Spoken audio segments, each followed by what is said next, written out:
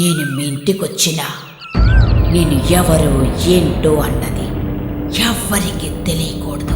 నా చెల్లెలు మీ అన్నయ్యని ఎంతో ఇష్టపడింది, కానీ దాని ఆశలన్నీ అడి ఆశలు చేశారు కదే. భార్గవికి విడాకులు ఇప్పించినంత మాత్రాన సూర్య నా చెల్లెల్ని పెళ్లి చేసుకోడు. సూర్యని ఒప్పించటం కావ్య ఒక్కదాని వల్లే అవుతుంది. ఇది అలా ఒప్పించాలంటే ముందు నా దారిలోకి తెచ్చుకోవాలి. ఇది నా దారిలోకి రావాలంటే ముందు నేను దీని దారిలోకి వెళ్ళాలి. ఈ దెబ్బతో దీని పీడ విరగడైపోవాలి. నిన్ను చూస్తుంటే నాకేదో అనుమానంగా ఉంది. పాలల్లో ఏం కలిపావు? ఆ పాలలో విషం లేదని తెలిస్తే మమ్మీ మారిపోయిందని నమ్ముతారా?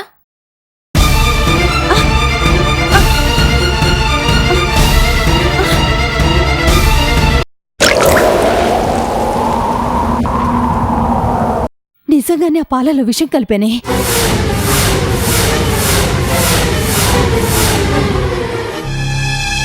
ప్రియా, తొందరగా డాక్టర్ దగ్గరికి వెళ్దాం పదవే.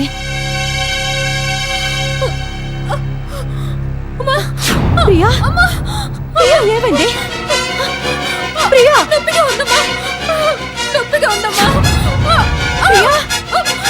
ప్రియా, ప్రియా,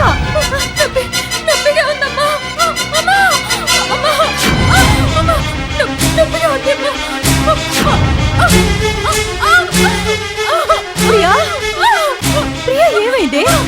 చెప్పవే. డాక్టర్ దగ్గరికి వెళ్దాం పదవే. ప్రియా, అయ్యో ప్రియా, కూతురు నేను చేసిన తర్వాత చెప్పుకున్నట్టయితే. ప్రియా, ప్రియా ఏమిటి?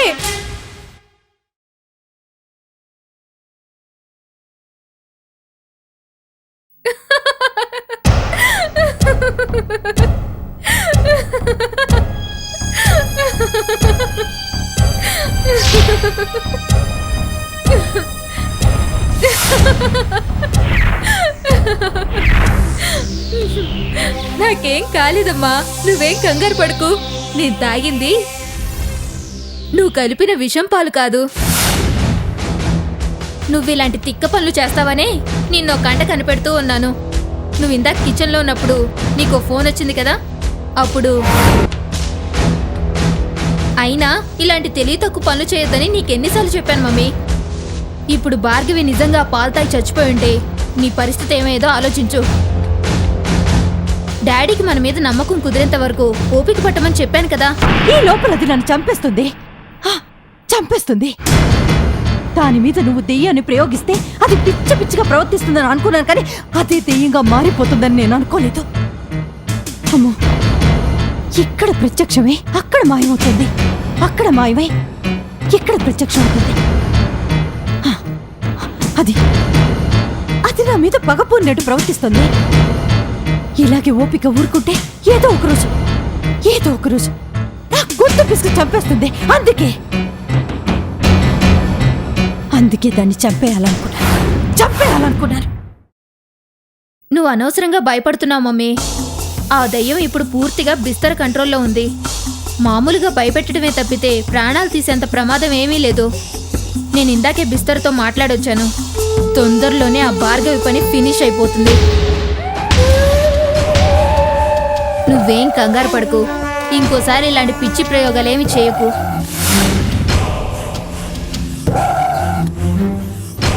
పద వెళ్దాం.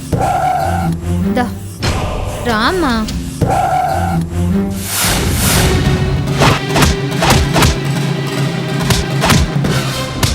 చెప్పరా, చెప్పు, మర్యాదగా చెప్పు. ఏరా, ఎంత కొట్టినా నువ్వు నిజం చెప్పవా? కొడుతుంటే ఒళ్ళిచ్చేస్తున్నావు కానీ నోరు విప్పట్లేదేంట్రా? 3rd డిగ్రీ మొదలు పెట్టమంటావా? ఐస్ క్యూబులు పెట్టడం, గోళల్లో సూదులు గుచ్చడం, చెప్పు. సార్, నాకేం తెలీదు సార్, నన్ను వదిలిపెట్టండి సార్. నేను అమాయకుని సార్, నాకేం తెలీదు సార్, నిజంగా సార్. ఏరా, నిన్ను అరెస్ట్ చేసి 2 రోజులైంది. కనీసం నిన్ను విడిపించడానికి ఒక్కరైనా వచ్చారా?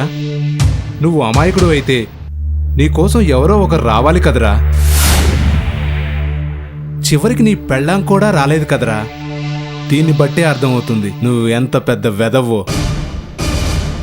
చెప్పరా, ఆ నిషా ఎవరు? ఎక్కడుంటుంది? మీరంతా కలిసి ఏం చేయబోతున్నారు? నిజంగా నాకేం తెలియదు సార్. ఒకరోజు నిషా నాకు రోడ్డు మీద తగిలింది. ఏదో ప్రాబ్లంలో ఉన్నాను.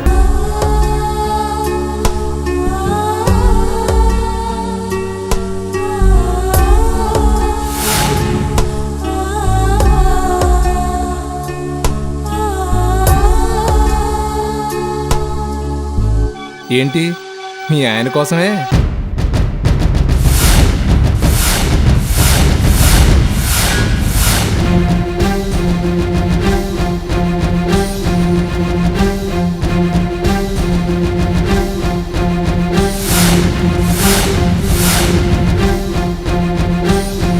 ఏంటి అలా చూస్తున్నావు? నిన్న లోపల రావడానికే మొహాడు పడినవాడు ఈరోజు డైరెక్ట్గా వంటగదిలోకి వచ్చేసాడేంటానే? నిన్న పరాయి వాణ్ణి, కానీ ఈరోజు కావలసిన వాడిని కదా. కావలసిన వాళ్ళింటికి, కావాలనుకునే వాళ్ళింటికి పర్మిషన్ లేకుండా వచ్చేయచ్చు. అవును, మీ ఆయనకి కాఫీ తీసుకెళ్ళటానికి ఇంత కష్టపడాలా? నువ్వు నన్ను ఇక్కడ మీ ఆయనలా చూసుకున్నావు అనుకో, స్టేషన్లో మా వాళ్ళు మీ ఆయనకి సొంత అల్లుడికి చేసినట్టు మర్యాదలు చేస్తారు.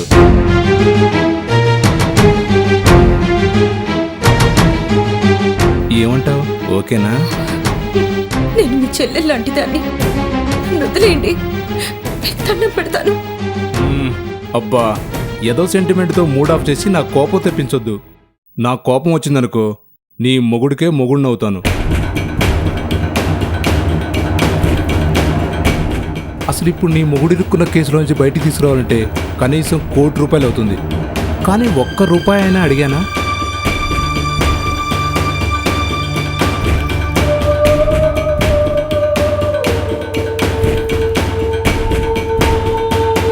ఒక్క రాత్రి సుఖం అడిగానంతే.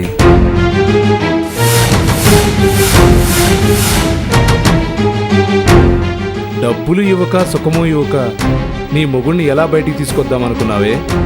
కొంచెం ప్రాక్టికల్గా ఆలోచించు.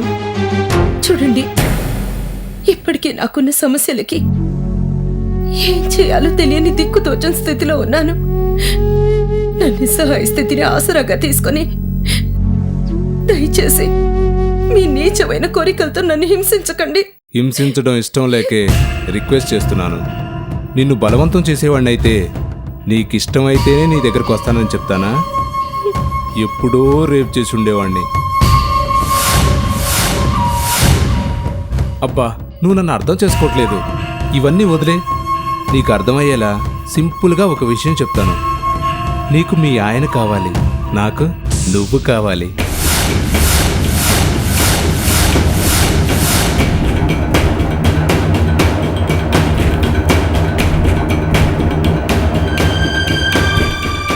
జస్ట్ ఇచ్చిపుచ్చుకోవడం అంతే.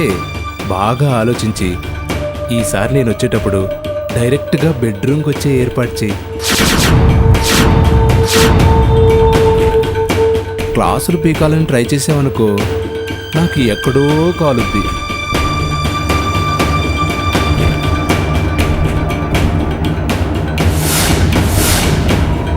వస్తా. తలుపులు జాగ్రత్తగా వేసుకో.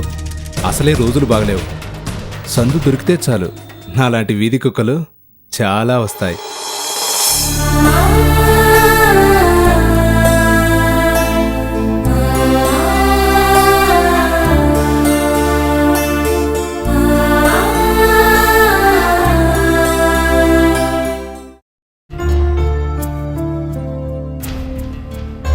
భార్గవికి ఎలా ఉంది కిషోర్? ప్రాబ్లం ఏమీ లేదు కదా? కంగారు పడాల్సింది ఏమీ లేదు రాజేంద్ర. అన్ని టెస్టులు చేశాను. She perfect. ఎలాంటి ప్రాబ్లం లేదు. మరి ఏ ప్రాబ్లం లేకపోతే భార్గవి ఎందుకలా ప్రవర్తిస్తోంది? అప్పటి భార్గవికి ఇప్పటి భార్గవికి తేడా నువ్వే చూసావు కదా. మరి ఏం జరిగి ఉంటుంది? నా అనుమానం ప్రకారం తను సైకలాజికల్గా ఏదో డిస్టర్బ్ అయింది. ఒక్కొక్కసారి మామూలు భార్గవిలా ప్రవర్తిస్తుంది, ఇంకొకసారి తన సంబంధం లేని విషయాలు మాట్లాడుతుంది. అలాగని పిచ్చి పట్టిందని నిర్ధారించలేం. ఆ టైంలో మాట్లాడుతున్నది భార్గవి కాదు, ఇంకొకరెవరో. నువ్వేం మాట్లాడుతున్నావు నాకు అర్థం కావటం లేదు కిషోర్. మాట్లాడుతోంది భార్గవి కాదు ఇంకెవరో అంటున్నావు. అంటే నువ్వు కూడా అందరిలాగే తనకు దెయ్యం పట్టిందని నమ్ముతున్నావా? నో, అలాంటిదేం లేదు. ఈ మధ్యకాలంలో ఇలాంటి కేసులు చాలా చూశాను. ఒకే మనిషి ఒకరికంటే ఎక్కువ మందిలా ప్రవర్తించటం, దీన్నే స్పిట్ పర్సనాలిటీస్ అంటారు. నా అనుమానం ప్రకారం భార్గవికి కూడా అదే ప్రాబ్లం ఉండొచ్చు. స్ప్లిట్ పర్సనాలిటీయా అంటే? ఒకే మనిషి ఇద్దరు మనుషులా ప్రవర్తించటాన్నే స్ప్లిట్ పర్సనాలిటీస్ అంటారు. తాను ఇద్దరులా ప్రవర్తిస్తున్నట్టు తనకే తెలియకపోవటం ఇందులో వింత. మరి దీనికి సొల్యూషన్ లేదా కిషోర్? సొల్యూషన్ ఉంది రాజేంద్ర. ఇలాంటి కొన్ని కేసులు ఇంతకు ముందు నేను హ్యాండిల్ చేశాను. కౌన్సిలింగ్ ద్వారా ఈ ప్రాబ్లం నుండి ఓవర్కమ్ కావచ్చు. ఇంకొకసారి మళ్ళీ ఇలాగే చేస్తే తీసుకురా రాజేంద్ర, కౌన్సిలింగ్ చేద్దాం. అలాగే కిషోర్. ఓకే రాజేంద్ర. రామా వెళ్దాం.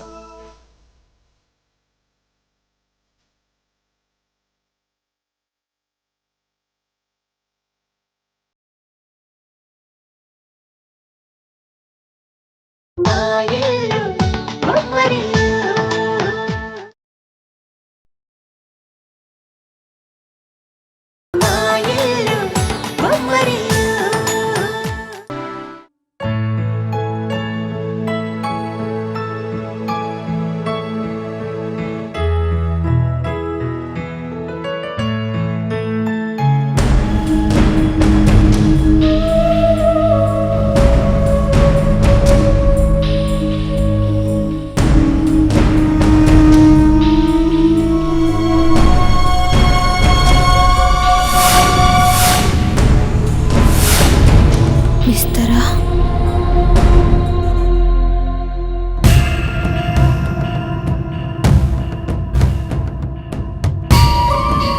వచ్చేసారా? మీకోసం ఎదురు చూస్తున్నాను. ఇదే మా ఇల్లు, రండి. ఆగు పిల్ల, నేను చెప్పిన మాటలు గుర్తున్నాయిగా?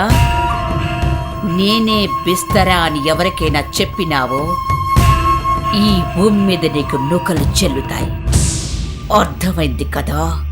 అలాగేనండి, నేనెవ్వరికి చెప్పను. ముందు మీరు లోపలికొచ్చి ఆ పిచ్చిదాన్ని చూడండి, రండి. పద. సోది చెప్తానమ్మా, సోది చెప్తా. ఉన్నది ఉన్నట్టు చెప్తా, లేనిది లేనట్టు చెప్తా. సోది చెప్తానమ్మా, సోది చెప్తా. ఉన్నది ఉన్నట్టు చెప్తాను, లేనిది లేనట్టు చెప్తాను. జరిగింది చెప్తాను, జరగబోయేది చెప్తాను. ఏ ఎవరితవే నువ్వు? ఆపవే నీ సోది.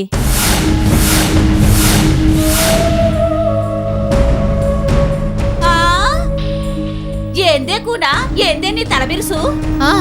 ఆవిడ మా అమ్మ. అమ్మా, నీకు చెప్పడం మర్చిపోయాను. ఈవిడ ఎరుకుసాని. జాతకాలు చెప్పడమే కాదు, మన ప్రాబ్లమ్స్ కూడా సాల్వ్ చేస్తుంది. ప్రీవియస్ మా ఫ్రెండ్ వాళ్ళ డాడీ ఈవిడ గురించి చెప్పారు, అందుకే పిలిపించాను. అలాగా, రండి రండి, కూర్చోండి.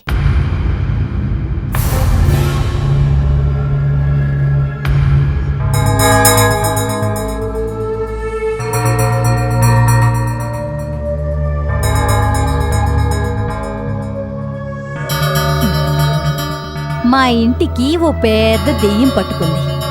అంతకు మించిన ప్రాబ్లం ఏమీ లేదు. దాన్ని ఎలా వదిలించుకోవాలో చెప్పి కాస్త పుణ్యం కట్టుకోమ్మా. అన్ని దెయ్యాల్ని వదలగొడతాను. ముందు ఈ అబ్బాయితో మీ అమ్మాయి మనవు గురించి చెప్తాను, వినండి. అయితే ఇతనితో మా అమ్మాయి పెళ్లి జరుగుతుందా?